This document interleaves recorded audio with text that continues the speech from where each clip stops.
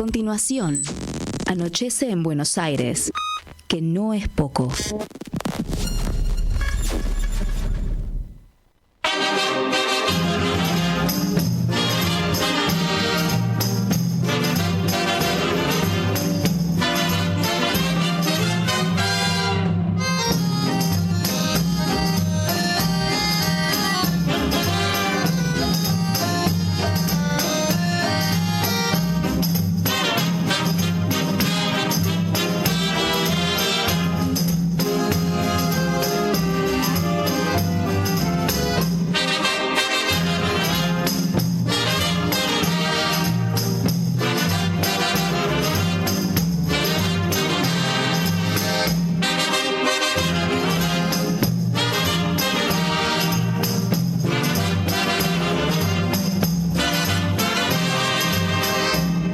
Domingo en la tribuna un gordo se resbaló. Si supieran la avalancha que por el gordo se armó, rodando por los tablones hasta el suelo fue a parar, mientras todos los muchachos se pusieron a gritar: deben ser los gorilas, deben ser, que andarán por allí, deben ser los gorilas, deben ser, que andarán por aquí, deben ser los gorilas, deben ser, que andarán por allí, deben ser los gorilas, deben ser, que andarán por aquí.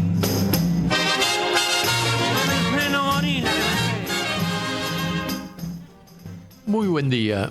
¿Me pones el audio, por favor, para comenzar este programa? Hola compañero, ¿cómo estás? El otro día tuve problemas con el juzgado, no puedo hacer por ahora, por lo menos 20 días no puedo salir en ningún medio. Bien, acabamos de abrir con el audio que me mandó Milagro Sala en el día de la fecha, en la difusión que hicimos ayer. Teníamos programado hacer una comunicación con Milagro Sala. Ella está en Jujuy, está detenida en su propio hogar, gracias a la labor que hicieron en su momento sus abogados, que lograron la prisión domiciliaria. Y es muy curioso porque la semana pasada ella tuvo un Zoom, un programa a través de Zoom, y es muy curioso el mensaje que ella me transmitió. No obstante lo cual, les cuento que como nosotros somos muy cabezones en este programa, vamos a dedicarle el programa a Milagro Salas con una gran dirigente, una gran compañera, que se llama Juliana Marino, que la vamos a tener aquí mismo en carne viva en nuestro estudio a partir de las 19 horas. Juliana Marino sufrió en carne propia la cárcel, la detención durante la dictadura militar, fue diputada nacional por la ciudad de Buenos Aires. Ha sido embajadora en la República Soberana de Cuba, está metida y forma parte de los equipos en el Instituto Patria, y es una persona realmente de una conducta intachable, que además ha participado en las cuestiones, activamente participa en las cuestiones de la problemática de género. Participó en la organización reciente de la marcha antifascista, y además es una vieja conocida de Milagro Sala. Así que vamos a estar hablando un poco, va a ser un poco, en fin, de reemplazante de quien en realidad tendría que haber estado esta tarde con nosotros. Pero en fin, así son las cosas en esta dura etapa que nos toca vivir a los argentinos, y nos faltan 3 años más, Así que a cargarse de paciencia, de empecinamiento, para no enloquecernos. y seguir adelante. Respecto de estas decisiones curiosas que le impiden hablar a la gente o que coartan su libertad de expresión, me voy a permitir hacer una pequeña disquisición, comentario, que es la siguiente. Cada vez, en todas las épocas, en todos los regímenes, en donde ha habido personas que han molestado con sus opiniones, con su militancia, con su actitud, han sido marginadas, muchas veces encarceladas y muchas veces sacrificadas, ¿no? Cuando en la Edad Media el cura Giordano Bruno se le ocurrió reivindicar las teorías astronómicas del viejo Galileo Galilei, no solamente fue procesado por la Inquisición como hereje, sino que también fue quemado en la hoguera. En Roma actualmente hay una pequeña placita, escondida por supuesto, es difícil encontrarla, con una estatua de Giordano Bruno, que es una especie de reivindicación a su paso por la historia, y que es el lugar en donde lo quemaron a Giordano Bruno. En otro siglo sucedió lo mismo, por ejemplo, con la literatura. Oscar Wilde, un gran escritor, se le ocurrió durante el siglo XIX criticar los parámetros culturales de la Inglaterra victoriana. Y bueno, lo persiguieron por gay, por homosexual, por perverso, en esa época, entre comillas, y lo encarcelaron. Y murió de tuberculosis en la cárcel. Más recientemente en la historia, si nos vamos trasladando, lo mismo ocurrió con este brillante intelectual Gramsci en Italia, que era comunista italiano y que reivindicaba toda una cuestión, digamos, no solamente política, sino cultural, para plantear dentro de la batalla que ahora estamos librando en la República Argentina, y que parece que los libertarios han leído algo de Gramsci, porque están ahí todo el día serruchando. Lo mismo podríamos decir, por ejemplo, de Mandela, que fue el preso político más longevo que hubo en su momento en el siglo XX, o de Fidel Castro, o del mismísimo Pepe Mujica, para hacer algo mucho más, dar un ejemplo mucho más cercano. En el caso de Milagro Sala se me ocurre de que, además de haber impulsado en su momento un proyecto político muy interesante que le dio vivienda digna a las clases más necesitadas de su provincia, Jujuy, una provincia que tiene características muy peculiares, con accesos a servicios como por ejemplo piletas de natación, acceso a servicios de seguridad y de salud. Bueno, tiene además la contra de ser mujer y de pertenecer, digamos, a la cultura colla. Entonces, todo eso va sumando, y bueno, y en su momento ella desafió al sistema y era necesario encarcelarla, y no solamente condenarla, sino que también en lo posible que no hable, o que hable, o que su voz se escuche lo menos posible. Pero en fin, aquí estamos. Me pareció atinado pasar este audio. Y bueno, y vamos a comenzar con el análisis de las informaciones de los últimos días. Bueno, el gobierno, como te dije la semana pasada, mete el pie en el acelerador, no se detiene, profundiza todas sus políticas en lo cultural, en lo económico, en su digamos reafirmación ideológica, y continúa con la profundización del ajuste y la motosierra.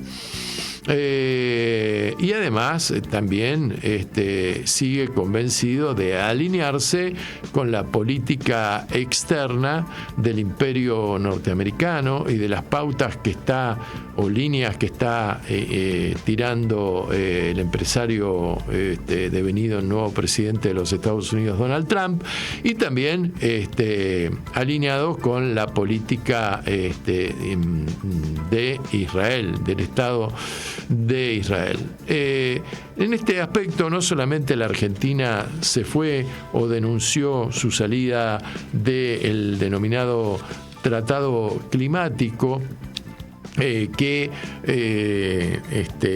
ha tenido que tiene una incidencia bastante grave en los acontecimientos que están atravesando el país en la Patagonia en los últimos días, como consecuencia de los incendios que han sido provocados en forma intencional por la mano humana, incendios que además se ven favorecidos por las condiciones climáticas imperantes en esta etapa del año, con una gran sequía y además con la presencia de resina en esos bosques en donde tirás un fosforito, sopla el viento y ya está desatado, arde Roma, ¿viste? Y a mí me cuesta realmente creer cómo esta historia se repite año tras año en el último tiempo, con distintos gobiernos. Por ejemplo, en la época de Macri, cuando te acordás, el rabino Berman fue designado ministro de Medio Ambiente, y en un verano también, en uno de los 4 veranos que le tocó ser ministro, se le incendiaba no solamente el sur, sino también se le incendiaba la Pampa, ¿no? Atinó a decir que parecía una maldición bíblica, porque mientras había inundaciones en la Mesopotamia, se incendiaba otras regiones del país. Y entonces dijo, agua, fuego, parece una maldición bíblica. Un desastre total su administración. Luego, con Alberto Fernández, vino como ministro Cambandier, que también pasó sin ton ni son. Sí, iba a las reuniones internacionales del Tratado Climático, tenía su postura, pero después en los hechos concretos no pasaba absolutamente nada. Y ahora tenemos un gobierno que directamente, de la mano de su presidente, está convencido de que todo este despelote climático que está acaeciendo en estos momentos en el planeta es consecuencia de los ciclos que se dan cada tanto de congelamiento, de desertización, y que fueron provocando, digamos, la desaparición de especies animales desde que el mundo es mundo, y bueno, y negando toda la influencia que tiene el hombre en forma perjudicial hacia la madre naturaleza. Y realmente estamos en el horno, porque en el sur, por ejemplo, el Estado ha estado totalmente ausente, y me refiero al Estado municipal, al Estado provincial y al Estado nacional. El único gobernador que ha mandado ayuda, sea con voluntarios, brigadistas, autobombas, algunos vehículos y qué sé yo, ha sido Kicillof, que mereció el agradecimiento del gobernador de Río Negro, creo que se llama Beretinec, Tampoco la tiene fácil Kicillof en el frente interno de su provincia que le toca administrar, que es bastante compleja, por cierto, pero ha demostrado una actitud de solidaridad que la verdad que está ausente a nivel nacional, en donde la única pauta de este gobierno es la supuesta austeridad y que las provincias hagan el ajuste porque no hay plata y no se pueden seguir sosteniendo presupuestos que son inalcanzables de abarcar para este gobierno. En palabras de resumen estoy diciendo esto. Lo cierto es que si no hubiera sido por la actitud espontánea de la gente que habita en el Bolsón, en Villa Langostura, el fuego llegó a Bariloche, si no hubiera sido por la actitud espontánea, voluntaria y solidaria de los habitantes, bueno, qué sé yo, todo esto realmente hubiera sido mucho peor. Afortunadamente llegó la lluvia un poco calmó la cosa, pero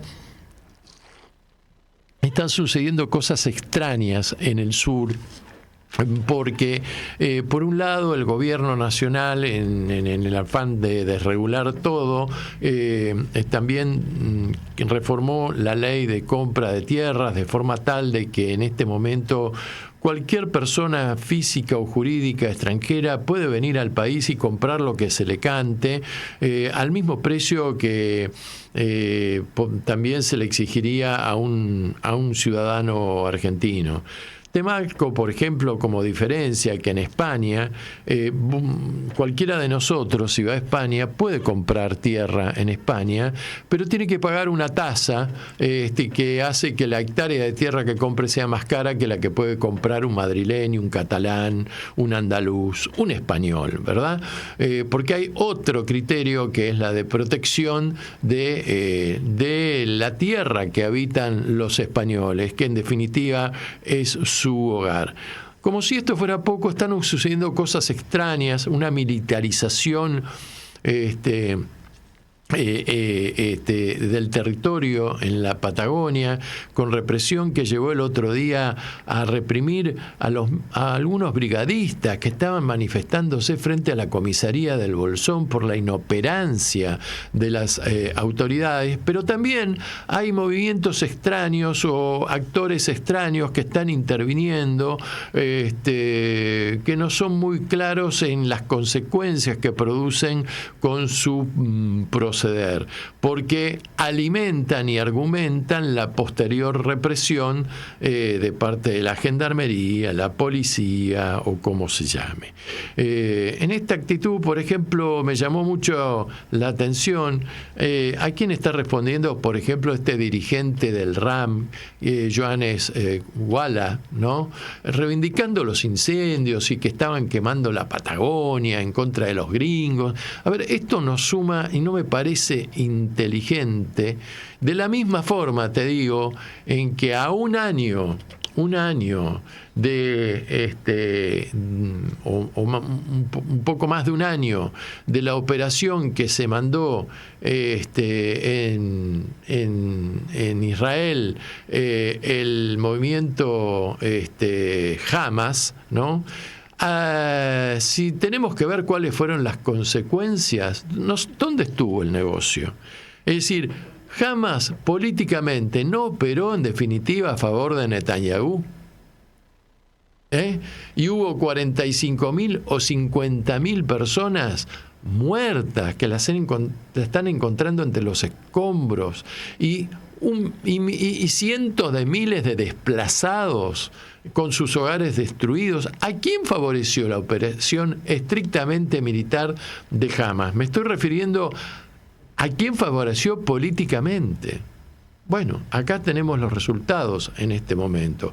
Un presidente norteamericano que dice que si no entregan en este momento de tregua, digamos, y de alto el fuego, hasta ahí nomás, porque el ejército israelí sigue bombardeando los poblados y las ciudades palestinas, si el sábado a las 12 del mediodía no se produce la entrega total de los rehenes comprometidos, va a desatar el infierno. Pero, a ver, esto es una locura. Bueno, algo por el estilo también está sucediendo acá en la Patagonia Argentina. La represión, el temor, estos gauchos que aparecen golpeando a la gente, que ni siquiera le hacen caso a la mismísima policía municipal o regional.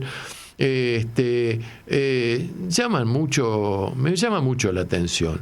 Hay mucho miedo en los lugareños, hay mucha represión, hay mucha escrache, y también los presionan a la gente, la están presionando laboralmente en cuanto a presionarlos que si seguís molestando te vamos a echar del empleo, etcétera, etcétera. Así que, en fin, es algo realmente muy extraño lo que se esté dando en el sur del país.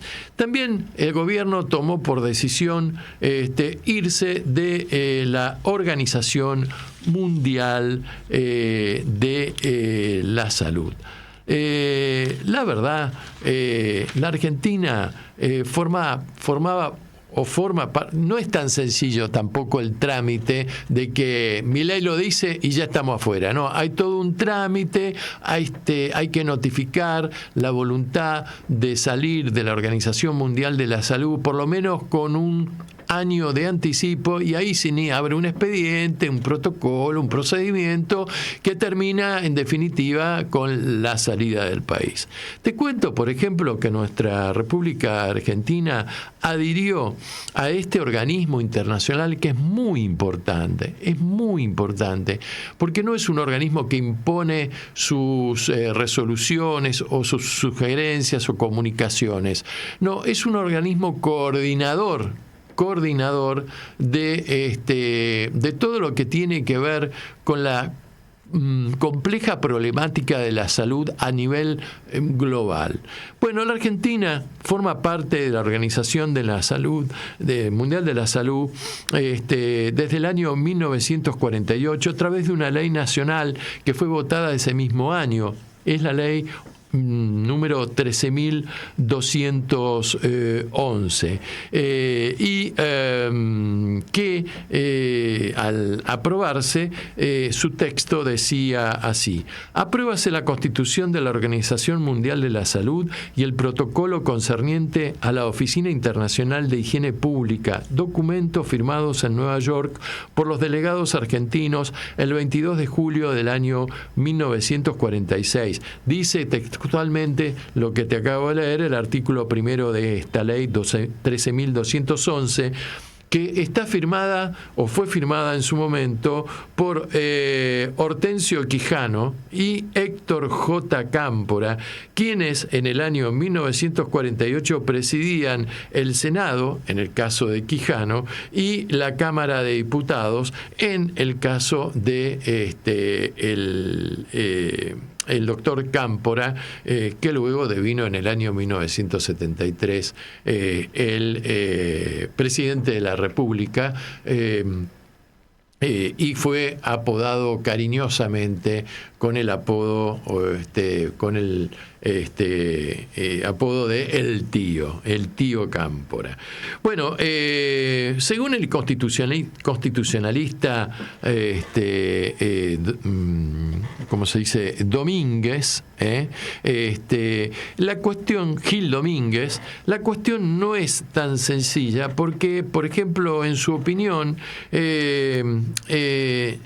esto, al haber sido aprobada la incorporación de la Argentina a la Organización Mundial de la Salud por una ley, no es que Milei lo puede decir por decreto. Lo correcto, lo ordenado y lo que corresponde técnicamente para que tenga plenos efectos legales la salida es que también se ha planteado este tema dentro del seno del Congreso, porque siempre una ley posterior deroga la anterior. Un decreto de necesidad y urgencia aún mismo no puede derogar una ley del Congreso de la Nación.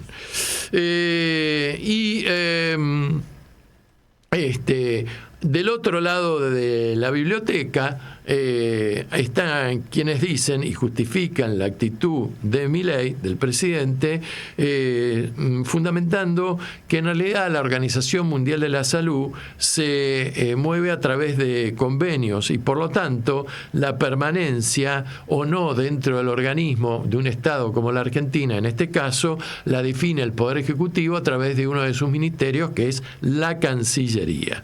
Bueno, pero la verdad es que lo que está alegando Milei es que, señores, ustedes me votaron la ley de bases en el Congreso y que tiene vigencia por 1 año y que a mí me faculta para tomar este tipo de decisiones. Si bien parecería ser que este tema que fue aprobado en la ley de bases, el tema concerniente a la salud pública, no era uno de los temas que estaba incorporado expresamente en la ley de bases. Por lo tanto, a todo esto, y según la opinión del constitucionalista Gil Domínguez, se suma la circunstancia de que en el mismo convenio internacional no hay mecanismos de desvinculación para poder salir de la Organización Mundial de la Salud. Por lo tanto, él interpreta que hay que remitirse a la Convención de Viena sobre el derecho de los tratados internacionales que regulan las relaciones entre distintos estados y que establece como regla general que el estado que se retira, ahí volvemos a lo que te dije antes, tiene que notificar por lo menos con 12 meses de antelación su intención de denunciar un tratado. Por lo tanto, para Gil Domínguez, la adhesión a la Organización Mundial de la Salud tiene carácter de un tratado internacional de derechos humanos, dado que la salud, no cabe duda alguna, es un derecho humano principalísimo, al cual tienen acceso los pueblos de las distintas naciones que conforman la humanidad. Por lo tanto, según él, esta decisión de declarar nula esta ley tendría que pasar por el debate posterior del Congreso, Cámara de Diputados y senadores. Bueno, la verdad es que acá los que opinan con mayor solidez son los médicos, los trabajadores de la salud, y que están planteando que el potencial abandono de la Organización Mundial de la Salud podría significar el encarecimiento de los costos, por ejemplo, de la compra de vacunas, insumos sanitarios, de vinculación con instituciones de salud científicos y tecnológicas de otros países con los cuales mantenemos intercambio, menor acceso a la información y formación de nuestros profesionales médicos, desacoplamiento de las políticas públicas regionales con impacto directamente sobre la población o sobre la salud de la población argentina. La verdad es que quienes sostienen esto reivindican el texto del artículo 75, inciso 22 de la Constitución Nacional, que al respecto dice que el Congreso debe validar con su voto las decisiones del Ejecutivo en materia de tratados internacionales. Inclusive, ¿te acordás de Julio Cobos cuando dijo con la 125, mi voto no es positivo? Julio Cobos presentó un proyecto para expresar en el que expresa suma preocupación por las posibles consecuencias negativas de esta decisión y solicitó expresamente al presidente Javier Milei que revierta esta decisión. Bueno, lo cierto es que desde el gobierno salieron a aclarar que la salida de la Organización Mundial de la Salud no va a tener ninguna consecuencia negativa para el pueblo. Pero frente a esto, el ex ministro de Salud de la Nación, Daniel Golan, recordó, por ejemplo, que la Argentina también forma parte de la Organización Panamericana de la Salud, que es un organismo que fue anterior a la Organización Mundial de la Salud y que hoy opera como una rama latinoamericana de la OMS en nuestro continente. Daniel Golan, por ejemplo, hizo o destacó que con respecto a este tema que se nos está planteando, la Organización Panamericana de la Salud le vende al país vacunas mucho más baratas, con un 20%, que son un 20% más baratas que en el resto del mercado, y que también la Organización Panamericana de la Salud tiene un fondo estratégico para comprar medicamentos en programas como por ejemplo el HIV y cerca de 500 medicamentos dentro del Vademécum a bajo costo para nutrir a programas nacionales de salud. Golan sostiene que el gobierno incurre en falsedades, en mentiras, y la primera es que no es un organismo cuyas recomendaciones sean vinculantes y obligatorias. La segunda es que no hubo un mal manejo de la pandemia en la Argentina, porque estuvimos entre los rankings de los países que mejor trató la pandemia y menos muertos tuvo durante la misma. Y tercero, según Golan, no fuimos el país que tuvo la cuarentena más larga del mundo, como sostuvo el actual presidente de los argentinos. Lo cierto es que la OMS es un organismo de articulación, como te dije, científicos entre centros de salud a nivel global y que en la Argentina concretamente articula con el INCUCAI o con el Instituto Malbrán, que tienen información calificada sobre la especialidad médica que tienen estos organismos. En este sentido, por ejemplo, el doctor Benjamín, el doctor, mejor dicho, Jorge Geffner, que es doctor en bioquímica e investigador del CONICET, definió la actitud del gobierno como realmente horrible. El ministro de Salud de la provincia de Buenos Aires, Nicolás Kreplak, dijo que, por ejemplo, las consecuencias que esto podría originar es que no tendríamos colaboración internacional para capacitaciones, para información, para estudios científicos y análisis de impactos epidemiológicos en las próximas epidemias o pandemias que podrían explotar en el mundo. Nos quedaremos sin acceso a la información y apoyo financiero para estrategias de prevención y acción.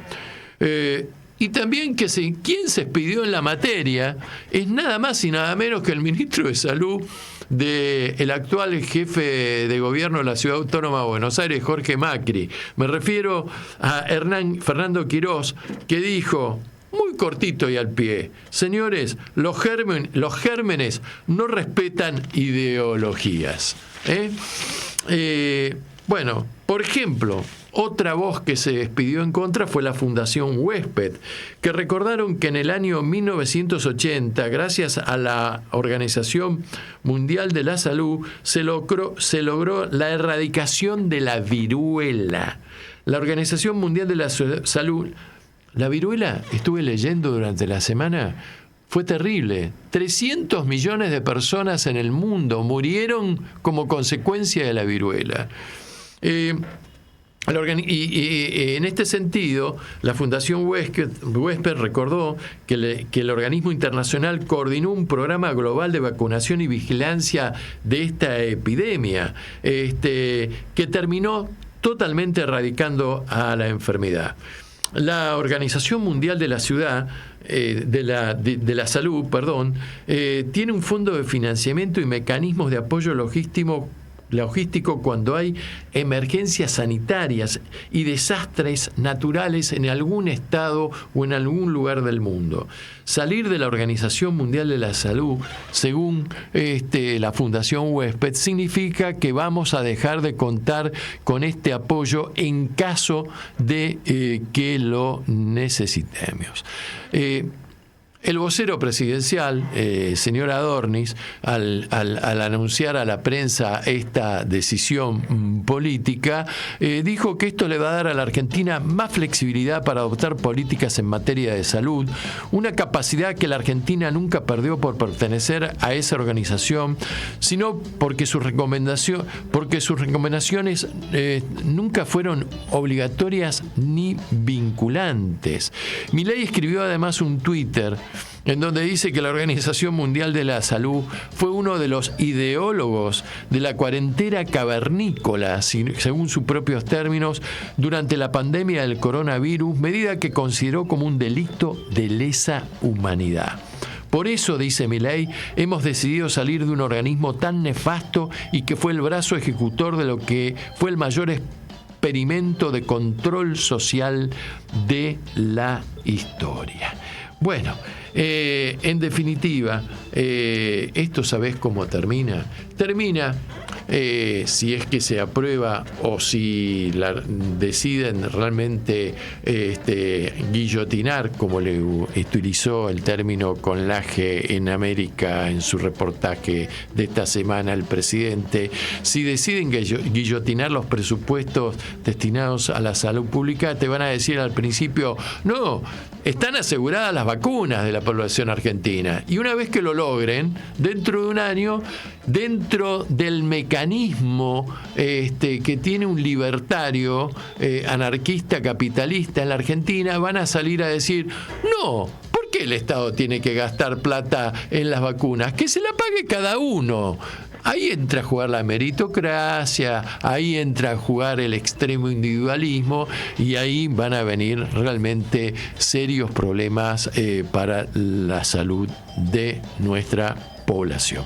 Bueno, vamos a pasar un poquito de música, basta de tirar pálidas y vamos a escuchar a un gran talento argentino de nuestra música popular, Fito Páez, con el primer tema, mi querido Guillermo Guerra, Tumbas de la Gloria.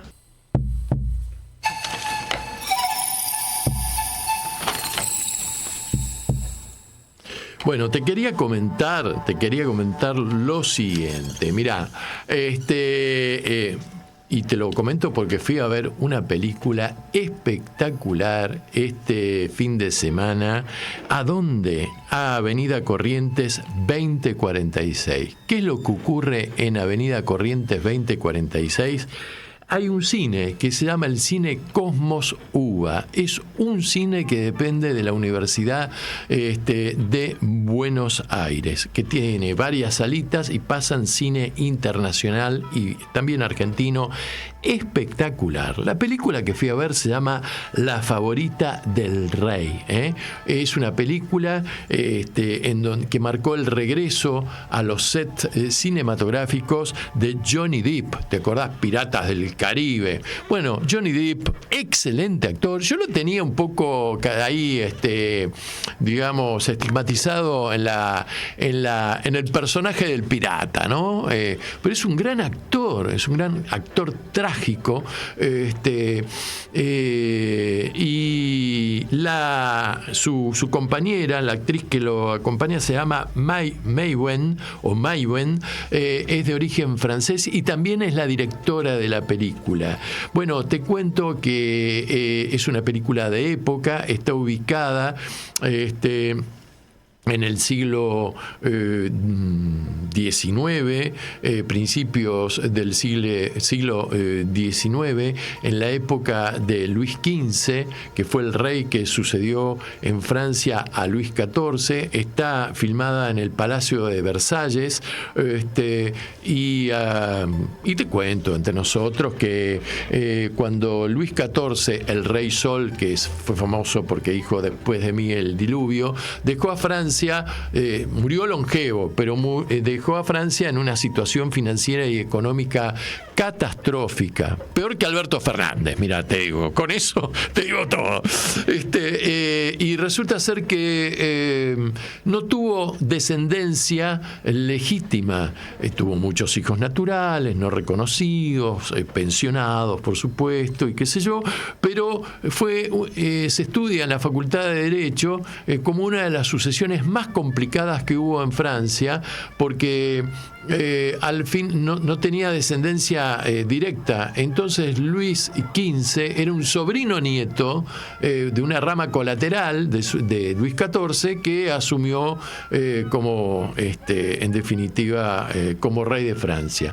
Luis XV era el bien amado, el esperado. El pueblo tenía mucha esperanza en que hiciera un buen reinado, y realmente fue un desastre el tipo.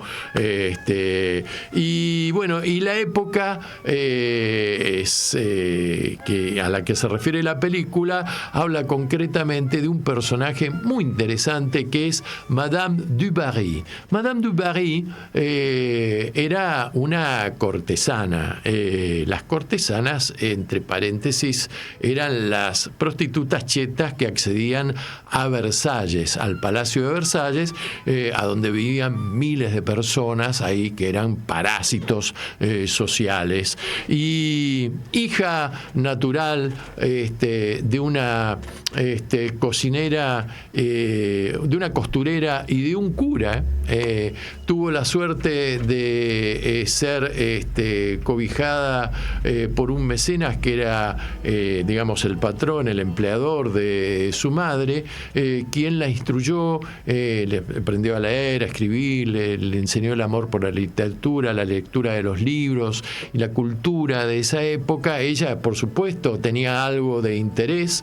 Luego, bueno, empezó a hacer su camino, la metieron en un convento de monjas, se rebeló contra las monjas, se fue para París. En París, bueno, pasó de pierna en pierna, de boliche en boliche, conoció un llamado señor du Barry, que era conde, que en realidad era un proxeneta, y se la presenta al cardenal Richelieu.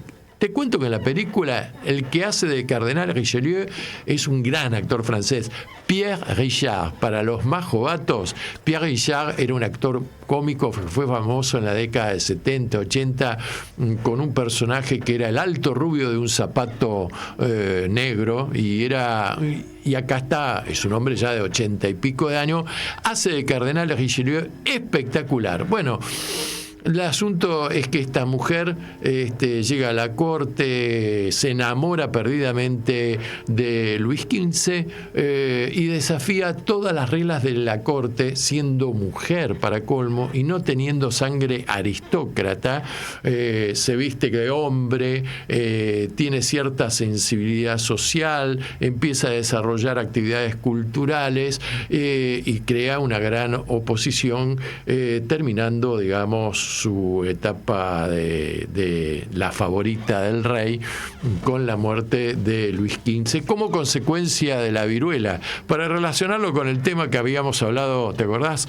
En el bloque anterior de la Organización Mundial de la Salud. Bueno, excelente film para ver, para pasar un excelente momento. Y te cuento, por ejemplo, que esto es interesante desde el punto de vista del Estado y de la Universidad de Buenos Aires, que tan cascoteada está por este gobierno libertario. La entrada general sale 1.960 pesos, pero si sos jubilado o pensionado pagás 1.150. Si además formás parte de la comunidad de la UBA, o sea, si sos estudiante, 960 pesos. Y si tenés certificado de discapacidad, más tu acompañante, 580 pesos. Y te ves unas películas espectaculares. Así que no te pierdas este film.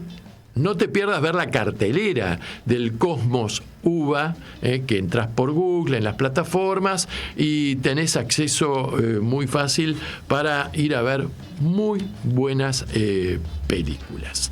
Bueno, profundizando con el ajuste del gobierno, que tiene por convencido totalmente al presidente de la República y atrás su ministro de Regulador, Schwarzenegger, el gobierno avanza sobre el desmantelamiento de los juicios de lesa humanidad, que para paralizarlos, lograr su caducidad o como sea, o cajonearlos a través del desmembramiento y desmantelamiento de la Secretaría de Derechos Humanos de la Nación.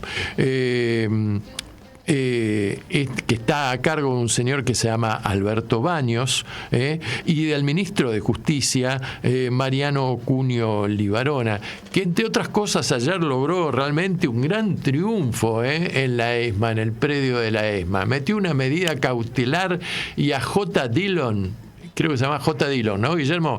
Un disjockey, es disjockey, ¿no? ¿O es cantante?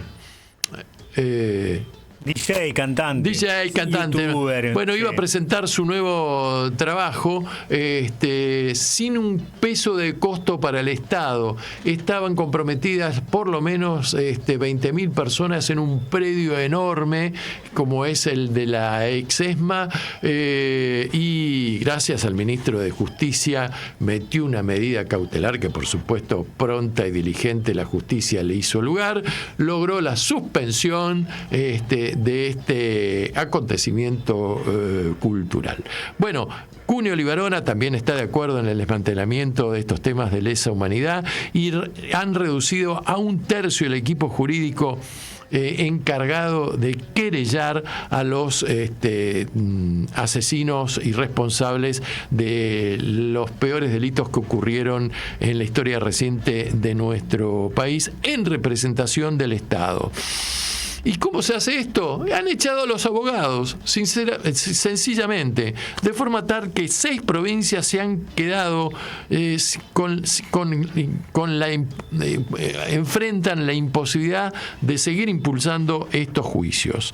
En el primer año de gobierno de La Libertad Avanza, la Secretaría de Derechos Humanos redujo a la mitad el plantel de las personas que tenían la Secretaría y que fueron invitados a tomarse un retiro voluntario, o por lo menos si tenían contratos precarizados, estos que se celebran cada 3 meses, no fueron renovados los mismos. De 26 abogados que integraban en el área, quedaron, hay 9 que ya no están, y de los que quedaron se les redujo el sueldo en más de un 60%. O sea, te limpian el cargo y también te atacan por la parte de retribución salarial para que vos renuncies, en definitiva.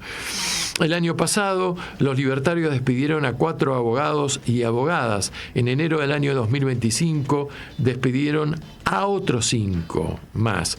Córdoba, La Rioja, Catamarca, Salta, Corrientes y Mendoza se quedaron sin representación jurídico en la tarea importantísima de impulsar por parte del Estado estos juicios. Inclusive hay lugares como Bahía Blanca en donde la Secretaría de Derechos Humanos abandonó la querella que venía impulsando en medio de los debates orales en Entre Ríos.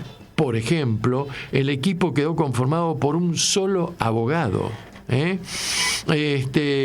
Y así están planteadas las cosas, rompiendo esa tradición que hizo de la República Argentina, desde que retornó la democracia a nuestro país, un ejemplo en el mundo a nivel internacional en el tema de los derechos humanos. A punto tal que recordarás que hace poco tuvimos la visita del presidente francés, Emmanuel Macron, que por supuesto se llevó muy bien con Milei, con ¿quién era la novia de Milei o la mujer en esa época? Fátima, porque después cambió por Yuyito, ¿no? Bueno, está Fátima, vino con Brigitte, Macron, muy canudo, bárbaro, hablaron, charlaron, pero en un momento Macron le dijo, che, yo voy a ir al Parque de la Memoria. Y eso que es un presidente de derecha en Francia, liberal y conservador. Y después, ¿qué hizo? Lo recibió a Pérez Esquivel. Y después, ¿qué hizo Macron? Se fue a la iglesia ubicada ahí en el barrio de San Cristóbal, donde se reunían las madres de Plaza de Mayo y las monjitas francesas, que luego fueron invitadas a nadar inconscientemente en el río de la Plata. Así que, bueno, así están las cosas en este país. Vamos a irnos a un nuevo tema mientras nos vamos preparando para recibir a nuestra invitada Juliana Marino, que ya está aquí en nuestra radio para hablar sobre Milagro Sala, la Tupac Amaru y todas estas cosas que hoy no podemos hacer con Milagro en persona. Pasamos un segundo tema. Pedrito Aznar, gran músico, gran persona, gran talento musical argentino. El tema Al dolor de mi gente. Oh,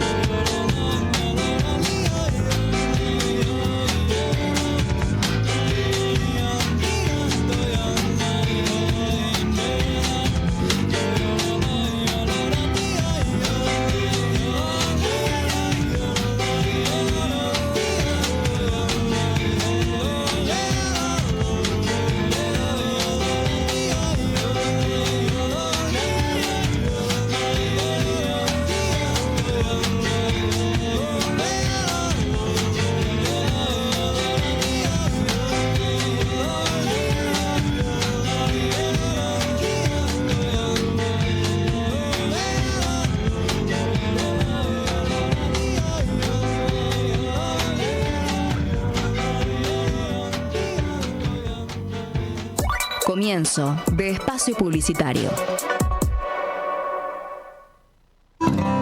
De chico, supe que no era hijo biológico de quienes me criaron. Durante años no hice nada con eso. Ya de grande, Vanina, mi compañera, me dijo que podía ser hijo de desaparecidos. Pero algo me frenaba. La culpa, el miedo.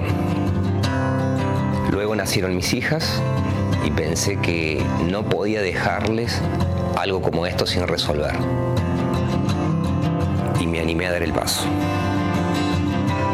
Anímate a dar el paso. Si naciste entre 1975 y 1980 y dudas de tu identidad o sabes de alguien que puede ser hija o hijo de desaparecidos, comunícate con Abuelas de Plaza de Mayo o con sus redes en las provincias. Sumate a la programación de Radio Con Aguante. Distintas piezas de realidad conforman este proyecto colectivo de comunicación. Vos también podés ser parte. Entrá en www.radioconaguante.com.ar para recibir más información. Tu proyecto necesita aire. Si tenés aguante, llama. Comunicate al 2080-0045, la línea de oyentes de Radio Con Aguante. Comunícate con nosotros a nuestra línea de WhatsApp 11 26 999 574. ¿Querés mejorar las redes de tu empresa o emprendimiento? En Rompecabezas podés encontrar la solución. Ofrecemos servicios de gestión de redes y community management, publicidad en redes sociales, diseño, fotografía y edición de video. Somos una cooperativa de servicios con más de 4 años de experiencia. Búscanos en www.rompecabezas.com.ar o mandanos un mail a creatives.rompecabezas@gmail.com. Somos Rompecabezas, cooperativa de contenidos.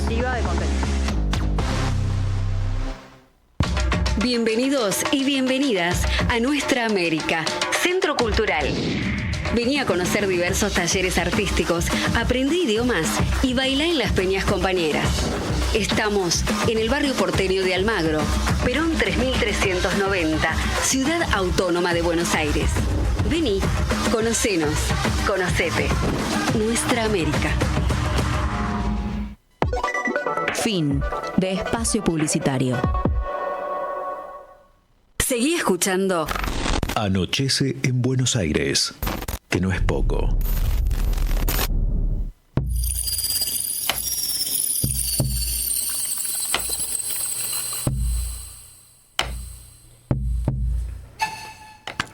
Bueno, aquí estamos, de nuevo en el aire, y la tenemos a ella acá sentada, que es un lujo, realmente. Estoy hablando de Juliana Marino, una gran dirigente peronista, como te dije en su momento, una conducta intachable, militante, detenida en la época de la dictadura cívico-militar, ex legisladora por la Ciudad de Buenos Aires, presidió el bloque peronista en la legislatura. Si me equivoco, me corregís, ex diputada nacional, ex embajadora en la República Soberana de Cuba, en este momento activa participante en todas estas cuestiones de las marchas antifascistas, defensora de la cuestión de género, y una gran persona que hoy vino y nos sacó las papas del fuego por los motivos que te expliqué, que no podemos estar conectados con Milagro Sala, a la cual le vamos a mandar luego el video, ¿verdad? ¿Cómo estás, Juliana? Bien, muy bien, gracias. Gracias por tu presentación. No, nosotros somos los que te tenemos que agradecer, porque la verdad tuvimos que improvisar ahí, sobre el pucho, cosas que es bastante normal a veces en la radio. Ella debe haber tenido una cuestión muy importante, porque ella es muy abierta con los medios de comunicación. Y la verdad que poder venir a hablar en su lugar, aunque yo no sea ella, claro, a mí me honra, ¿no es cierto? Porque desde el año 2016 que integro el Comité por su Libertad, y la he tratado bastante y he estado en Jujuy, así que me honra mucho tratar de explicar su situación. Y además quiero agradecerle también a un amigo y compañero nuestro, que es el doctor Eduardo Tabani, sí, con el cual yo tengo realmente una amistad. Fuimos docentes en la misma escuela, como te contaba, los dos, así que fuimos compañeros de lucha en la docencia, ¿no? En la escuela nocturna para trabajadores y adultos.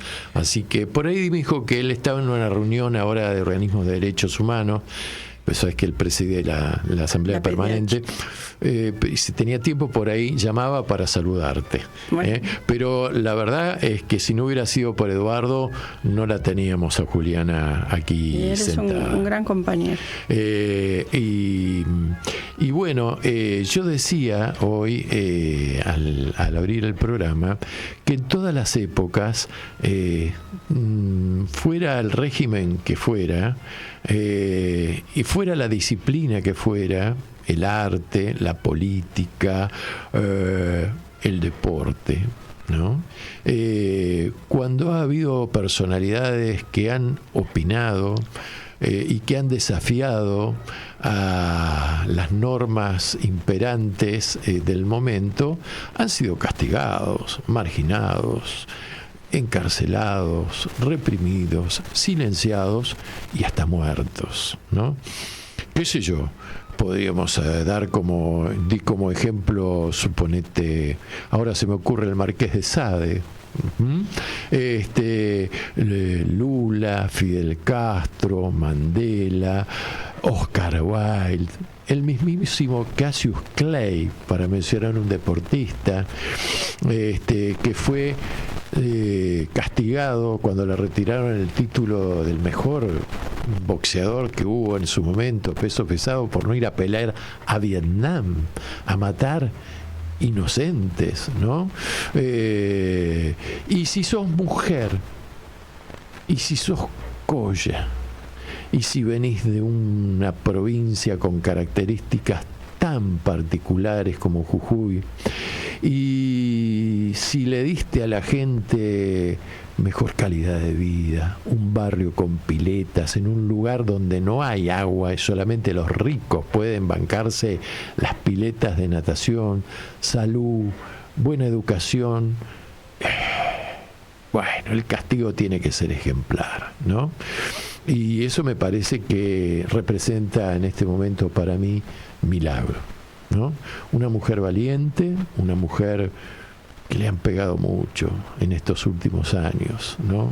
Tal vez donde más le duele a un ser humano, que son los afectos más cercanos, su hijo, su marido, ¿no? Pero en fin, no nos pongamos sensibleros tampoco, y vos la conocés mucho a Milagro. La idea es, sobre todo para la gente joven, ¿no? Que nos escucha, porque este programa se escucha mucho en todas partes del mundo, gracias a Dios. No ganamos plata con este programa, pero nos escuchan.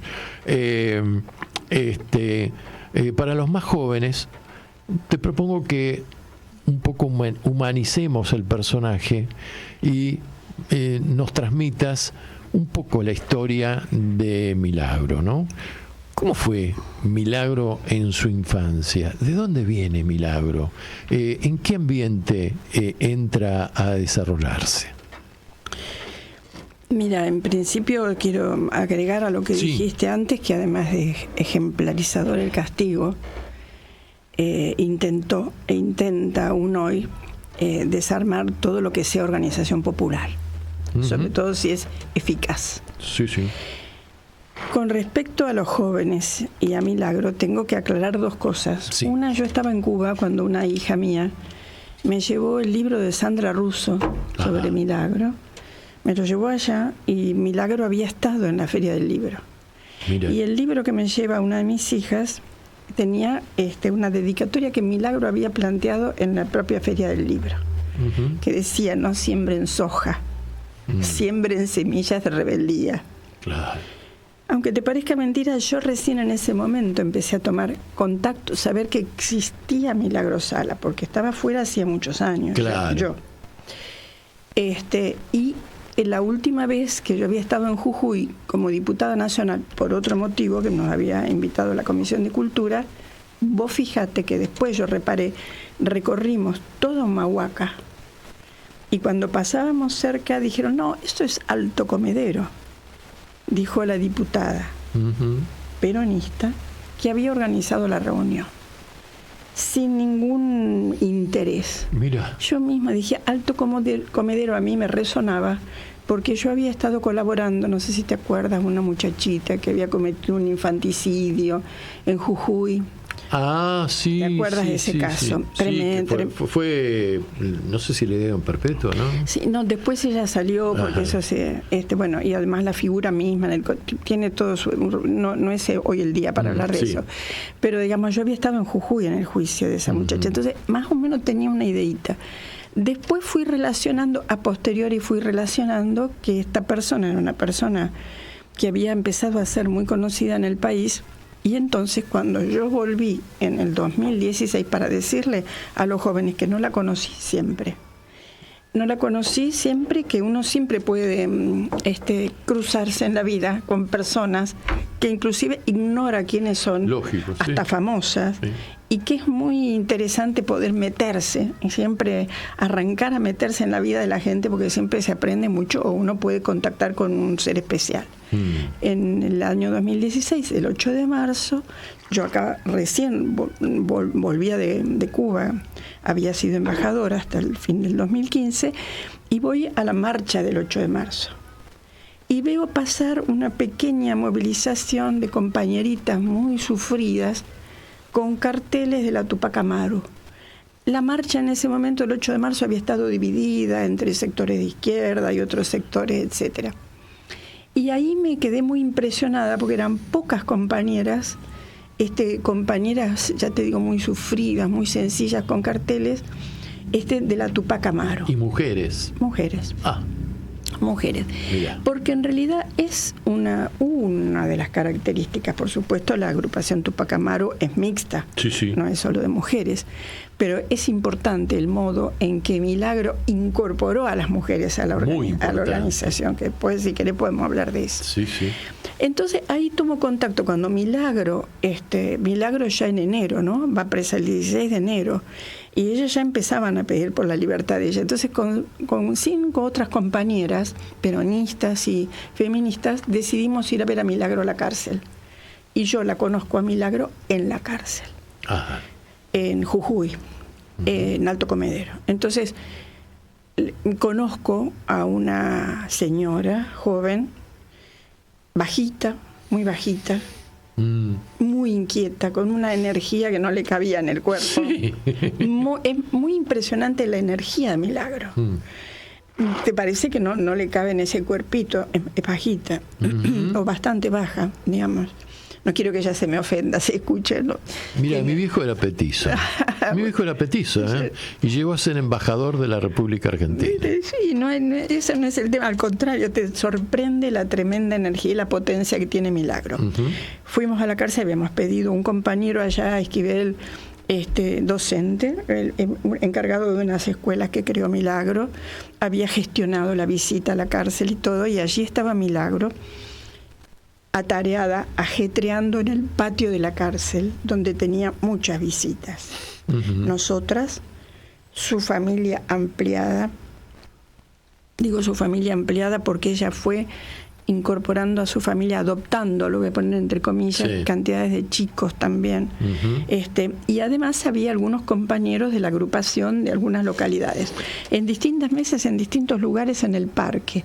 Y ella atendiendo a todo el mundo, yendo acá para allá, atendiéndonos y explicándonos a cada uno de nosotros de qué se trataba su prisión.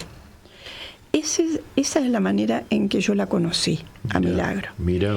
A partir de otros 2 viajes más, porque integramos el comité por su libertad, pude también, por ejemplo, tratarla cuando ella, no mucho, muy brevemente, pero que te da un dato, cuando ella la trasladaron a otra cárcel, en las afueras, en una casa que recuperaron los compañeros de la militancia porque la habían llevado a otra cárcel. Me acuerdo de eso, sí. Ella fue muy vilipendiada, muy maltratada, ¿viste? Muy... hostigada aún en su prisión. Y en ese lugar se tomaban pequeñas venganzas. Entonces estábamos en una lista para entrar y la cortaron la lista de repente. Entonces algunos no pudimos entrar. Entonces acompañábamos a alguien hasta la puerta de salida de ese lugar, que era un lugar especial, donde ella salía a acompañar a los que estaban adentro, que iban entrando de a 2 o 3. Yo me acerco a la puerta y ella me dice, me saluda cuando abre para salir alguien poder, porque yo no podía entrar, me agradece, me saluda y me dice, ¿qué hacemos? Tenemos que ir a la Plaza de Mayo, pero a la Casa de Gobierno hay que... Ella es puro impulso y acción política.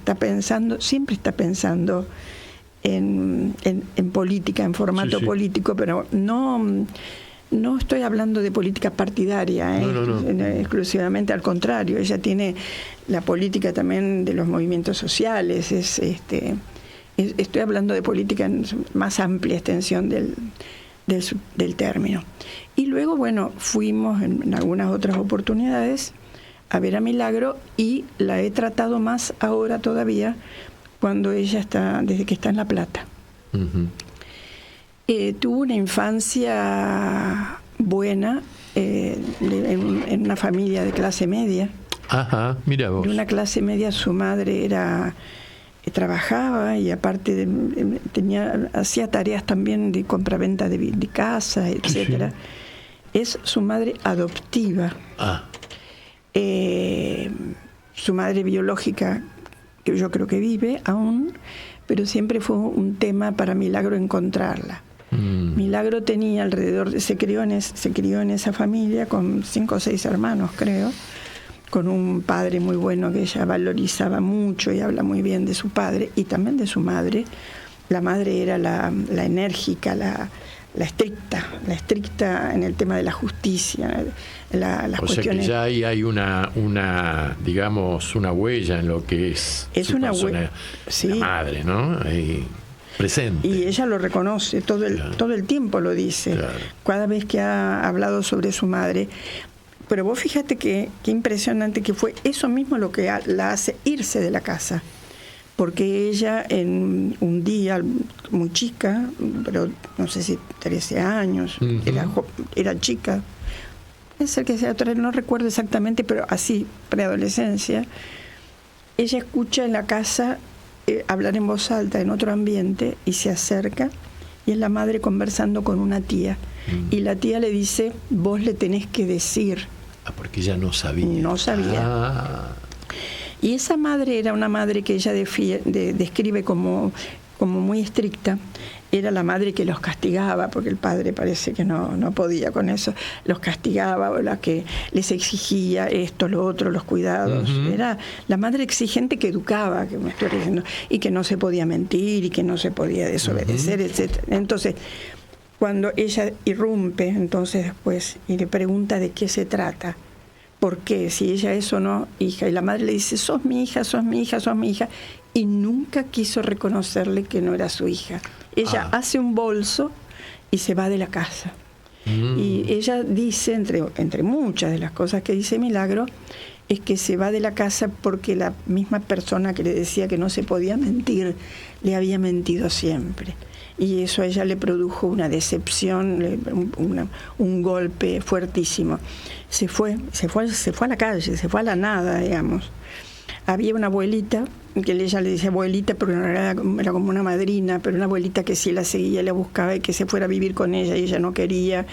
Y al final algo logró la abuela que ella pudiera ir, pero estuvo en situación de calle, lustró zapatos, vendía juguitos, se involucró con unos grupos de jóvenes que tenían que ver algunos con algunas tranzas. La calle es muy dura. Claro. La cultura de la calle, ¿viste? No es la uva, ¿eh? No. Es fatal y generalmente se aprende a lo bruto y con dolor. Sí. Ella fue presa entonces como 8 meses presa. Y sin poder perdonar a su madre, durante 10 años no la vio. Claro. Le resultó una desilusión que esa misma persona no le hubiera dicho la verdad, y cada vez que le preguntaba a la madre lo negaba. porque la madre no quería, la amaba tanto que no quería reconocer que no era su hija, tenía miedo que ella se fuera, que buscara a su madre biológica, porque ella había empezado como a querer saber quién era su madre biológica, porque su madre biológica no la había podido retener con ella. Entonces, sigue en la calle y después ella se va acercando, inclusive ella había tenido vinculaciones con la gente de ATE. Ajá. Con Nando Acosta, que fue siempre un dirigente sindical de ATE. Ya tuvo contacto también con Germán Abdala después, ¿no es cierto? Germán Abdala. Germán. Qué gran persona. Un ser. Yo lamenté mucho, vos es que yo fui diputada una vez antes porque tuve que reemplazarlo cuando él murió, en la banca. Y me dio una tristeza enorme tener que reemplazarlo. Que se fue. Y todo el mundo hablaba maravillas de Germán, un dirigente transparente, extraordinario. Y también su mujer, que para nosotros era una compañeraza. Sí.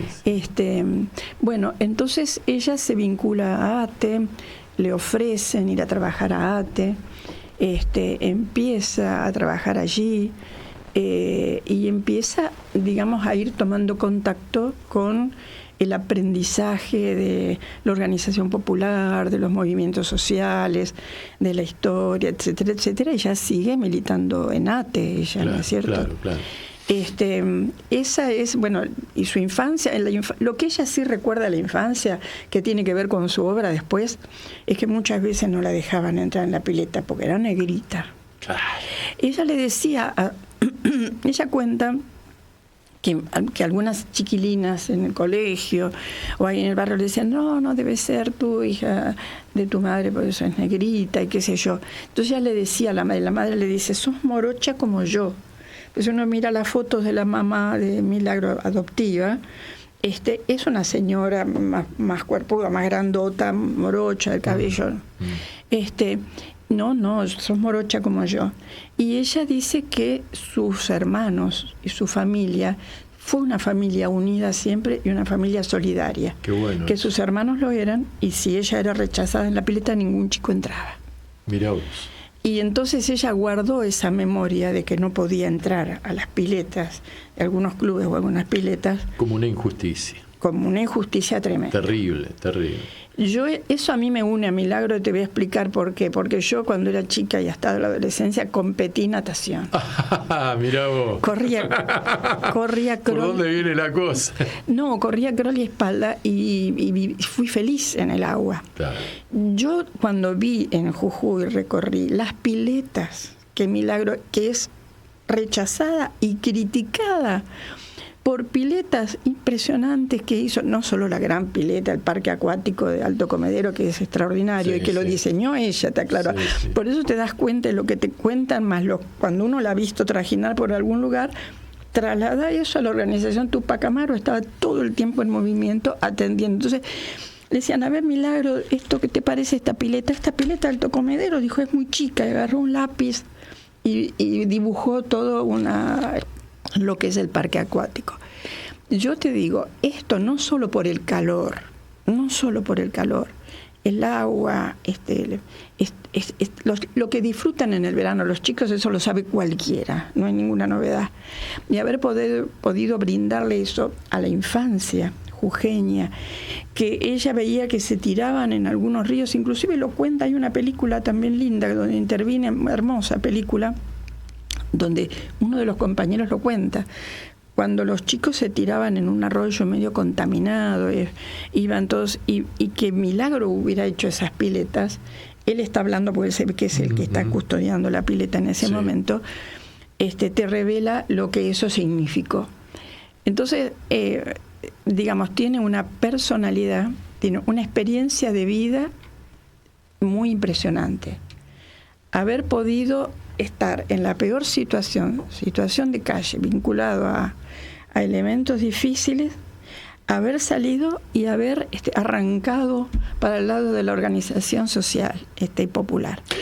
Te propongo que hagamos un recreo, porque esto viene bárbaro, pero ¿te gusta la música? Sí, mucho. ¿Te gusta la música clásica? Sí, claro. La música clásica también puede ser popular, y es popular. Vamos a escuchar, mira, un tema de una mezzosoprano norteamericana que se llama Susan Graham, bellísima mujer, que nació un 23 de julio del año 1960, tiene 60 años de edad. Y te cuento que interpreta, y es la banda número 3, mi querido Guillermo, un tema que se llama O del mio dolce amor, y suena así, y vamos a escucharla porque también tiene que ver con Milagros Sala, porque Miguel Ángel Estrella, que era tucumano, iba a los cañaverales tucumanos y con sus manos de carnicero tocaba el piano y les tocaba Beethoven, Wagner y Mozart a los cañeros tucumanos que estaban chochos con escuchar esa música. Bueno, la escuchamos a esta bellísima mujer, Susan Graham, y después volvemos con Juliana para seguir hablando y manteniendo esta charla tan interesante.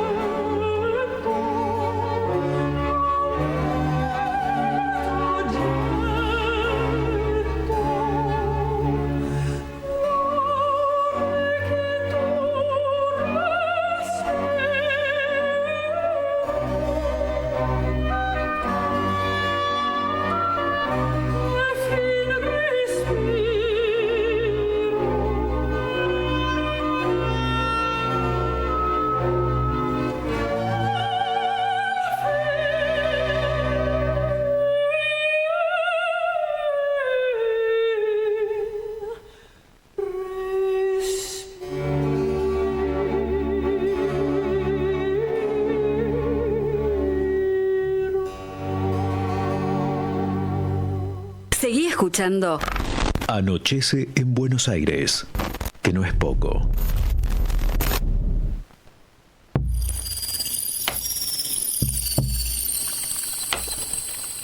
Bueno, y de la música clásica al bombo legüero pasamos. Bueno, así es la cosa en Anochece en Buenos Aires, que no es poco. Seguimos con nuestra amiga Juliana. Bueno, Entonces ya tenemos un panorama de la pequeña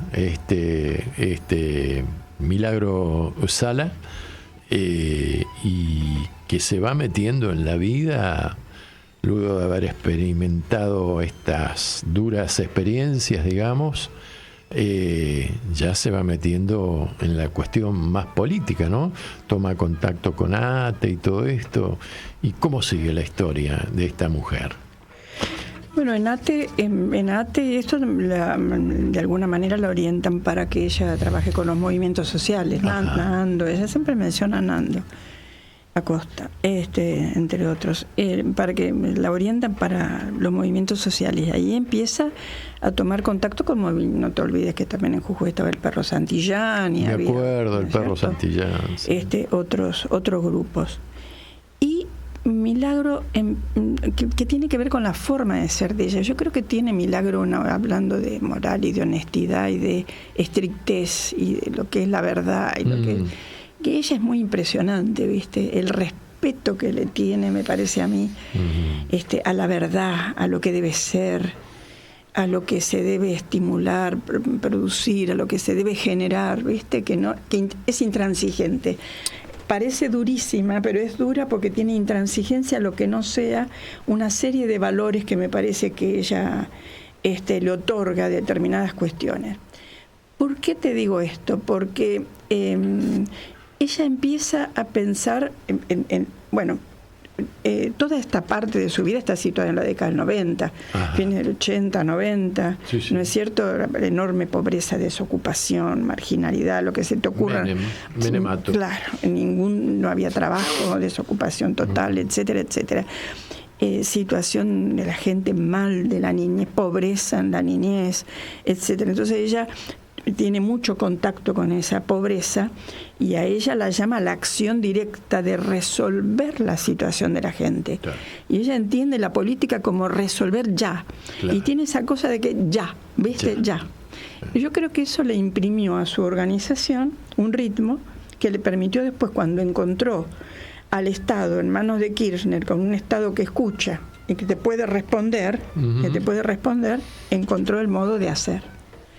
Y te digo esto, después vos me preguntás lo que querés, porque a mí me llama siempre la atención que ella arrancó con un formato de entusiasmar a las personas, pero a la vez probarlas, para que demuestren con la creación de las copas de leche.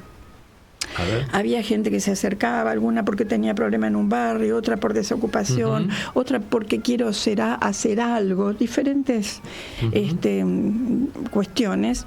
Y ella le decía, bueno, anda y arma una copa de leche. La copa de leche, busca gente en tu barrio, arma una copa de leche, y entonces después venía, hablamos. La copa de leche era que pudieran alguna vez por la semana ellas o lo que fuera ellos con otras personas, lograr darle una merienda, una comida a los niños.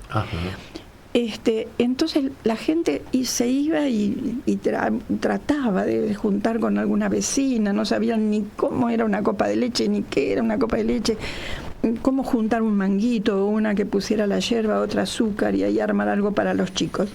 A todo el mundo mandaba la copa de leche. ¿Viste? Para que demostraran que tenían la paciencia, la constancia, y que no era ni arribismo, ni era pedirle todo al Estado. Ella insiste algo siempre, indispensable, básico. Pero además que ella insiste que no se le puede pedir al Estado, se le puede pedir, el Estado responde, pero vos tenés que ofrecerle al Estado tu capacidad de trabajo, tu fuerza de trabajo, tu capacidad organizativa, tu mística, ¿no es cierto? Tu capacidad de convocar a las personas.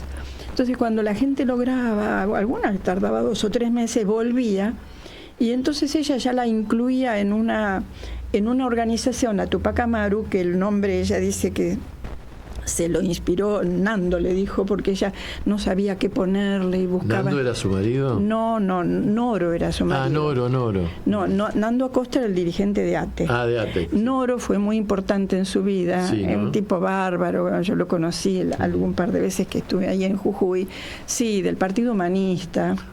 Yo creo que a ella la unía, para ella también fue muy importante, porque ella logró recoger en su vida y en su juventud y después todo lo que es la espiritualidad del mundo andino, Claro. viste, la espiritualidad recuperó, ¿no? Sí, sí, esta sí, cosa sí. espiritual de los pueblos originarios, y Noro, por su lado, el Partido Humanista, un pensador, un periodista, un tipo con desarrollo intelectual, iba por otro camino de la espiritualidad. Claro. ¿Entendés? Sí, sí, sí. Ahora, vos fíjate que Milagro, por ejemplo, unos chicos jóvenes, que después se integraron ya a los 30 años, formaban parte de la organización. Chicos, por ejemplo, Milagro iba a alguna cosa, de ATE o a algún lugar, Sí. y la seguían, o cuando salía había pibes de la calle, qué sé yo, le pedía. Entonces ella a veces se llevaba a esos pibes para la casa o así, para darles algo que había sobrado de comer. Ujú. Y un día los pibes no quisieron volverse a su casa. Dijeron, nos podemos quedar. Y ella, no, tengo que hablar con las madres. Se quedaron 12 pibes. Esa es la familia. Vos ves algunas fotos donde Noro, el esposo de Milagro, una paciencia extraordinaria. Sí, no, convivir con un volcán. No, un sabio, ¿viste? Claro. Una cosa. Bueno, ellos se casaron también con una, ¿cómo se llama? Una ceremonia también así andina, muy mira interesante, qué ¿no? Con lindo. los amautas, con Evo Morales, porque también coincidía con todo lo que estaba haciendo Evo. Bueno, y estos chicos se quedan, vos en la foto los ves que están todos en la cama, todos juntos. Bueno, pero vuelvo a la anécdota esa. Esos chicos, entonces ella los deja en la casa ese día. Y los chicos, por retribuir lo que ella había hecho, limpian la casa, ordenan. Y se fueron quedando. Y esos como 12 chicos ya se quedaron, formaban parte de la familia de Milagro, que tiene 2 hijos, Claudia y Sergio, pobrecito, que él falleció hace 2 años, que es el enorme dolor que tiene Milagro, que no, Sí. no puede, digamos, No lo puede superar. y es difícil, ¿viste? Claro. Mitigar el dolor ese, ¿no? Totalmente. De ese chico, yo lo vi a él en la cárcel, muy sufrido, porque él amaba a su madre, Sergio se llama. Entonces Sergio y Claudia y los 12 chicos estos, y que ellos cuentan también, los chicos, ahora hombres grandes, que Claudia y Sergio los trataban como hermanos, nunca hubo una diferencia. Pero entonces Milagro vivió siempre en formato tribu, ¿viste? Claro, y tribu gigante. Claro. Y esto Comunitaria. fue comunitaria. Ahí está. Y esto fue su organización. Entonces, en esta modalidad o metodología de copa de leche, la gente se iba involucrando, y en las películas que se ha hecho sobre ella, hay una hermosa, Amasando Futuro, una de las compañeras del comité, te cuentan que se hacía primero el horno de barro. Entonces, que se juntaba un poco de harina, un poco de algo para amasar algunas cosas. Claro.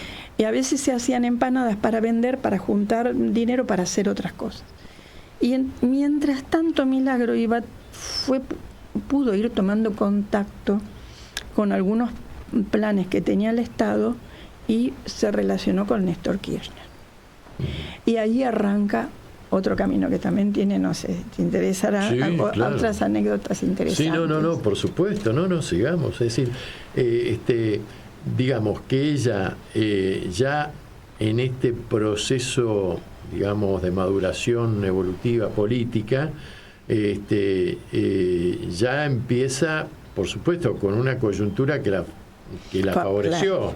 Que fue Néstor. Un loquito también. También, un destapado. Otro un tipo loquito. Porque, a ver, acordate que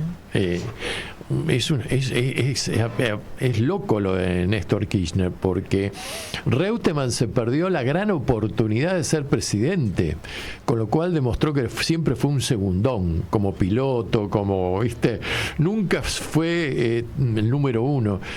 Y por eso Duhalde lo elige a Néstor diciendo, yo no lo conoce nada. No conoce nada, lo manejo yo, Ganaba Menem. Claro.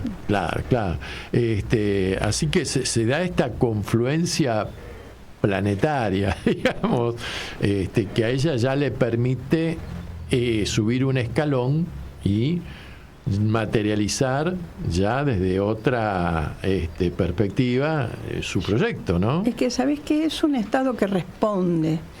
Pero ella cuenta la anécdota porque viene a hablar acá con Néstor y Néstor le dice que hable con una persona para empezar a ver los temas. Ella va a ver esta persona no la trata muy bien, no sé si es en planificación o dónde. Entonces ella agarra y se va. Dice, Néstor la llama por teléfono porque ella no concreta. Dice, ¿dónde estás? Me estoy por tomar el avión o el micro, ponele. ¿Cómo? No, porque no. Entonces, no, venite para, no me acuerdo si era Olivos o la Casa Rosada. Entonces ella dijo, no voy a perder el pasaje, yo te lo cambio, el pasaje, le dice Néstor. Y la llama. Entonces ella vuelve a ir a hablar con Néstor. Porque se ve que cuando Néstor la deriva, lo primero que encuentra un poquito es un burócrata por ahí, ¿viste? Claro. Y Néstor, si había algo que hacía, era revolear la burocracia. Yo lo traté desde el principio. Claro. A Néstor estuve desde el principio en su grupo acá en la ciudad de Buenos Aires. Lo conocí bastante. Entonces, ella, por ejemplo, yo te cuento en formato de anécdotas porque hay una compañera, Pachila. Pachila estuvo presa como otras compañeras que estuvieron presas de su agrupación. Como 8 hijos, 6 o 8 hijos, Pachila. Y Pachila contaba un día que cuando ya ella estaba afuera, no la habían todavía metido presa, y Milagro adentro le decía Pachila tal cosa y Pachila tal otra, y que ella ya había mandado a Pachila cuando Milagro estaba afuera, cuando arrancaron, tuvo que aprender qué eran las cooperativas, porque ella no sabía aprender todo eso, cómo funcionaban y todo. La mandaba, suponete, a Pachila y a otra a buscar terrenos, si eran terrenos privados o de quién eran. Y Pachila dice, pero yo no sé de eso, yo no sé. Sí, vos sabés, vos andá Pachila, vos andá. Y cuenta otra anécdota cuando le decía, pero yo no sé, Milagro, qué sé yo. Andá Pachila, no te canses, no te podés cansar, Pachila. Eso le contaba Pachila un día en una de las visitas que hicimos allá en Jujuy. Entonces te empujaba y vos tenías que aprender a desenvolverte, a ver cómo hago con el Estado, qué es lo que hago. Y ella empieza a armar las cooperativas, ¿me entendés? Empieza a armar las cooperativas. ¿Por qué te digo que hay un Estado que responde? Por ejemplo, a lo mejor ahora voy a hacer un salto. Cuando nosotros empezamos a ir a ver a Milagro, y en Jujuy pasamos, ustedes que son turistas, vinimos a pedir la libertad de Milagro Sala. Bueno, pero ella cortaba las calles, mucha gente, pero yo siempre contestaba, ella cortaba las calles porque hay un Estado que no escucha. Era Fellner el gobernador en esa época, ¿no? Sí. Un tipo bastante mediocre, ¿no? Es que, mira, por empezar, que el bipartidismo jujeño hace de Jujuy el feudalismo. El peronismo jujeño deja bastante, que desde hace años. Olvídate. Años. Son características... Muy feudal, ¿no? Muy feudal, igual que el salteño. Son fatales. Sí, terrible. Entonces no podías contar. Y yo tuve un relato de un secretario de salud. Milagro venía insistiendo que hacía falta colocar un pediatra acá, y Milagro cortaba, hasta que este secretario de salud no lograba que el ministro resolviera el tema y esto y lo otro. Hasta que un día Milagro se cansa y dice, voy yo y quemo goma y me temo, porque después dice, resulta ser que la criticaban porque quemaba goma. Entonces aparece el famoso ministro, entonces ella explica lo que se necesita. Entonces el ministro le dice al secretario, bueno, ¿por qué no lo resuelve? Porque viste que el hilo se corta por lo más delgado. Lógico, lo mandó al frente. Entonces el secretario pudo hacer algo que quería hacer desde el principio, que era, suponete, colocar estos pediatras donde correspondía. Quiere decir que a Milagro también la obligaba la burocracia, porque la burocracia no te contesta y te frena. Vos llevas la demanda, entonces después marchás por la calle, como si fueran los piqueteros. Marchás por la calle y sos reprochado porque marchás por la calle y complicás la vida de las ciudades. Exacto. Pero si ella no hubiera tenido esa fortaleza para, no digo no respetar la burocracia, pero empujar a la burocracia que hiciera lo que tenía que hacer, no hubiera hecho más de 6.000 viviendas. Estuve en la fábrica de textiles, impresionante. Estuve en las escuelas, estuvimos, ¿no? Las veces que fuimos, no yo sola, ¿no? Con grupos que iban en el local central, las escuelas, una maravilla. Vos, docente, lo que se enseña en las escuelas, autoestima. Mira. ¿Qué te parece? Mira. ¿No? Eso es No digo que sea novedoso a lo mejor, pero debe haber sido novedoso para el lugar. No, pero aparte se me ocurre, en una provincia tan feudal como Jujuy y tan machista como Jujuy, también, en donde al pobre, al tipo de abajo, le deben hacer sentir que él es un esclavo todavía, y que él no tiene... A ver, es lo que dijo algún ministro de Macri: les hicieron creer que ustedes podían cambiar el celular y irse de vacaciones todos los años, ¿no? Cambiar el televisor. No. Vos no tenés acceso a esto, ¿viste? Me parece...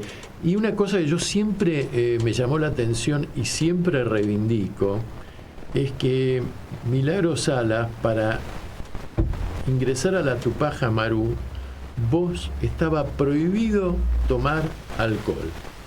Muy interesante eso, sí. Porque en todo el norte, en toda la Argentina rural, campesina y minera, vos sabés que los patrones, es una vieja táctica que viene del virreinato, empedan al pueblo para,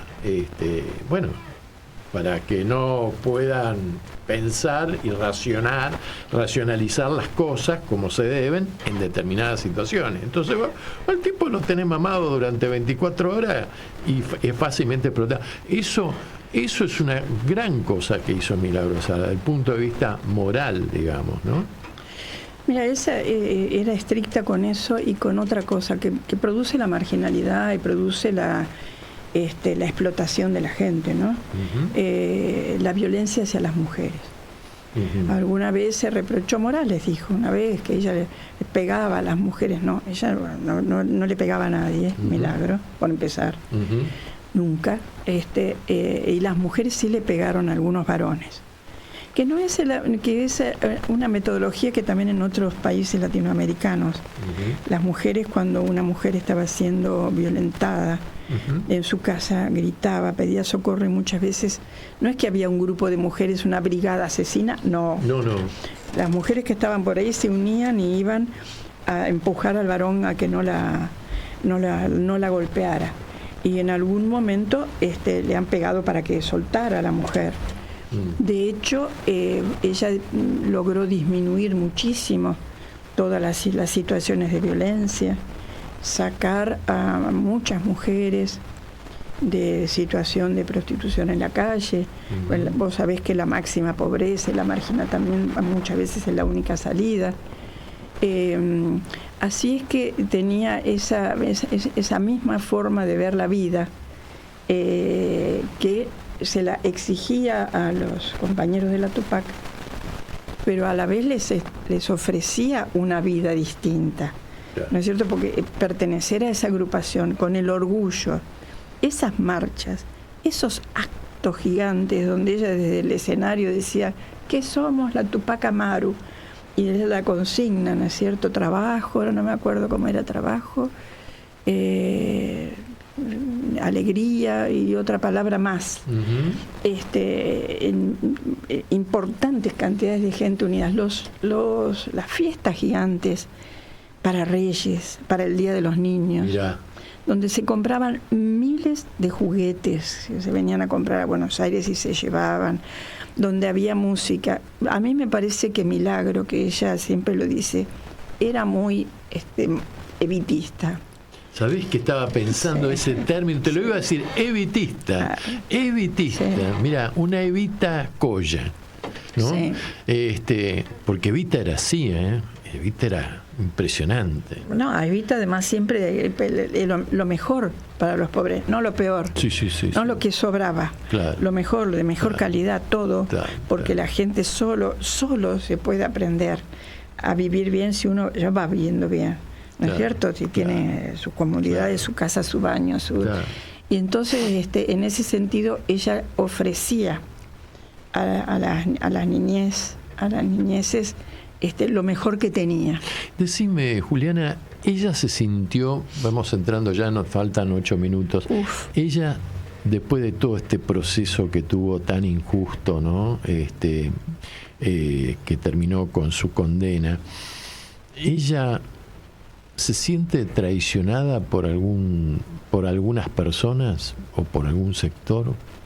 o desilusionada con algunas personas, que ella hubiera por ahí esperado otro tipo de reacción, porque estas son situaciones muy límites desde el punto de vista humano, en donde se ven, cuando te va bien, los amigos, están los amigos de la política, digamos, que no son los amigos de la vida.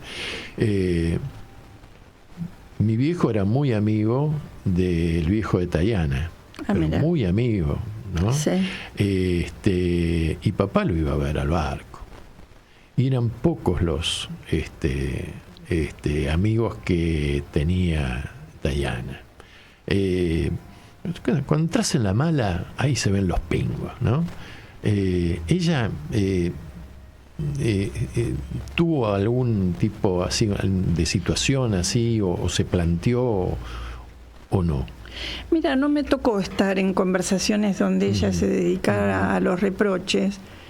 Y se ve algunas veces, si Cristina, si el otro no me contesta, no sé, Alberto, pero Alberto hoy fue a verla, pero después no fue capaz de firmar el indulto, ¿no es cierto? Claro. Fue a verla, pero el indulto que todos pedimos y escribimos, Cristina no siempre estuvo con todas las posibilidades de atenderla, pero Cristina también la acompañó mucho tiempo, pero viste, ha habido momentos en que ha decaído, no el apoyo, sino la presencia, viste, pero porque la cuestión política complicaba a todo el mundo. Lo del indulto debimos haberlo hecho. El peronismo y Alberto en particular tendría que haber indultado a Milagro. Lo que te digo es que no es solamente que ya pasó, ella está permanentemente, le están inventando causas. Quiero decir esto, se cumplió la otra semana, no, hace 2 o 3 semanas, se cumplieron los 9 años de prisión. Milagro, hay que decir una cosa importante, Milagro Sala tuvo 5 juicios orales y públicos y tiene montones de causas. Ella fue presa en el 16 en un acampe, la llevaron de un acampe como si fuera una contravención en la calle, ¿no es cierto? Que también es una causa. Y a partir de ahí levantaron una cosa que alguien había denunciado en el 2006, en el 2007, causas prescriptas, ¿entendés? Morales, uno de los primeros actos de gobierno de Morales, o el primero, fue crear el Tribunal Superior de Justicia, aumentar de 5 a 9.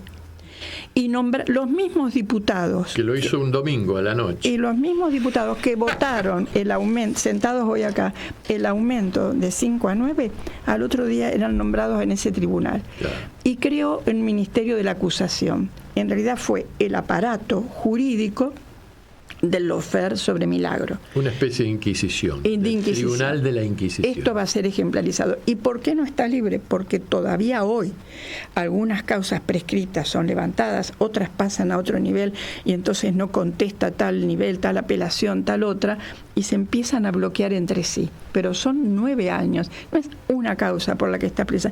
Son como tendría que salir, pero entonces aparece la otra causa. Lo que no se comprende es todavía por qué a lo mejor son viejas cuentas que tienen con ella, inclusive la forma en que ella apoyó poder llevar justicia a la noche del apagón, a los desaparecidos del ingenio Ledesma. Ella se enfrentó a los Blaquier. Ella se enfrentó al poder más feudal de Jujuy, expresado en los 2 grandes partidos políticos. Entonces, mira, en esta última caravana que se hizo para recordarle a la sociedad que tenemos que seguir trabajando, porque es una vergüenza que siga presa, es una ignominia que siga presa, ella estaba radiante porque fuimos muchos y muchos sectores. Y a todos nos recibió, estaba muy feliz, y además es importante porque todavía hay sectores de la justicia de Jujuy que quieren que ella vuelva allá y a la cárcel, no allá a la casa, en prisión domiciliaria, porque está presa, no es que no esté presa, está presa.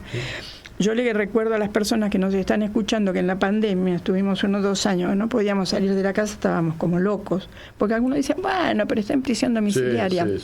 Imagínate un ser como Milagro, que además muere y muere por hacer el bien y por organizar, etcétera. Afortunadamente tiene su organización, que también ha pasado momentos mejores o peores y muy difíciles. Metieron mucha gente presa, las mujeres. Y decirte algo más rapidito en estos 8 minutos. A mí me encanta, por ejemplo, esta película de Amasando Futuro, donde hablan todas las compañeras, porque todas ellas aprendieron albañilería. Mira. Y ellas cuentan, y casi todas ellas dicen, no, ¿cómo me gusta hacer el fino? ¿Cómo se llama? Sí, el fino, sí. El fino. Y a todas les gusta hacer el fino. Se ve que como mujeres, viste, esa cosa más delicada, o qué sé yo. Ellas aprendieron todos los rubros de lo que es la construcción. Y eso es una ruptura y un rompimiento de lo que son los mandatos, viste, para nosotras las mujeres. Totalmente. Y logró una organización en ese sentido muy integrada. Claro. A mí me parece que es un ejemplo impresionante. ¿Qué diferencia tiene la justicia tratando el caso Milagro con Pepín Simón? ¿Qué te parece? Pepín Simón, que estaba buscado por Interpol con la alerta roja, que sabía todo el mundo que estaba en Punta del Este, que lo filmaban yendo al supermercado, que le rebotaban las acciones legales para ser exiliado político. Pasó más de todo el mandato de Alberto Fernández prácticamente y volvió. Tranquilo. Cuando quiso, puso una ponchada de miles de millones de pesos, que debe tener muy buenos amigos Pepín Simón para la caución real que se le dice, y ahí lo tenemos. Mientras el hombre coordinaba, mientras Milagro Sala coordinaba las copas de leche, Pepín Simón coordinaba la mesa de persecución política. Mesa del lawfare. Exactamente. Sí. Te das cuenta cómo es la justicia, ¿no? Y estos últimos días, todos los acontecimientos que tuvimos, ficha limpia, lo que decidió el claro tribunal. Que sí. La verdad que es una enorme injusticia y todos nosotros, el Comité por la Libertad de Milagro y mucha gente que la conoce, que no integra el comité pero está siempre pendiente y acompaña cuando puede, está reclamando que esta justicia deje de ser tan injusta y tan amañada. No te olvides que ella ahora además tiene todavía la salud quebrantada. Allanaron su casa cuando su marido estaba agonizando. Sí, se lo ven eso en las fotos. Es muy duro. Murió su hijo y ella, la verdad que el Estado argentino y el Poder Judicial debería dejarla en libertad. Seguramente. Bueno, pero si han dejado morir un ex canciller de cáncer, no le dieron permiso, teniendo los medios como él tenía, no le importaba, no implicaba ningún gasto de parte del Estado para ir a Estados Unidos y lo dejaron morir. Sí. Así que, ¿qué podemos esperar de esta gente? Bueno, Juliana, se nos acabó el tiempo. La verdad, te agradezco de mil amores haber estado acá. Fue muy, muy linda la charla que tuvimos contigo. Sos una persona muy cálida, muy amena. Una vez más le agradecemos a nuestro amigo Eduardo Tabani y le vamos a mandar este video a Milagro. Espero que Milagro... Espero que no nos putee. Que esté de acuerdo con la descripción que hice de ella. Yo la admiro mucho, la quiero mucho y cuando la vamos a visitar a La Plata... nos rompe el corazón dejarla. Me imagino. Y desde ya te incorporo, si vos querés, a nuestro grupo de oyentes de la radio. Sé que te gusta la radio, así que eso nos va a permitir interactuar más así asiduamente, y de paso divertirnos, y cualquier noticia o información que tengas para difundir, la difundimos. Dale. Una actividad que hagas en el Instituto Patria o bueno, las marchas o lo que sea, nosotros acá tenemos los micrófonos abiertos para vos, para las demás compañeras, compañeros.